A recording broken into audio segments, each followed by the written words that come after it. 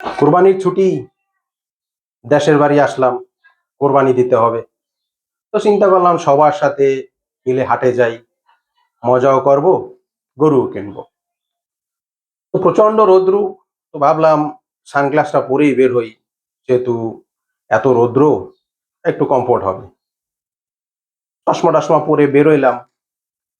বাড়িতে বেরোইতেই সামনে এক দেশি কাকুর সাথে দেখা। সালাম দিলাম, আসসালামু আলাইকুম কাকু, কেমন আছেন? কাকু বলল, ভালো আছি বাবা, তুমি কেমন আছো? কবে কি আইলা দেশে? কি আশয় বিষয়? কাকু আলহামদুলিল্লাহ, সব মিলিয়ে ভালো। কাকু কইলো, কই রওনা দেছো বাবা? আমি বলে, কাকু একটু হাটে যাইতে হবে, গরু কেনা লাগবে না?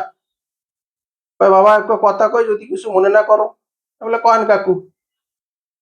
তুমি যে চশমাটা পরছো, এই চশমাটা তো অ্যাকচুয়ালি অন্ধগমত দেখায়। তোমার চোখে কি সমস্যা? আপনারাই কন, এই চশমাটা কি অন্ধগমত?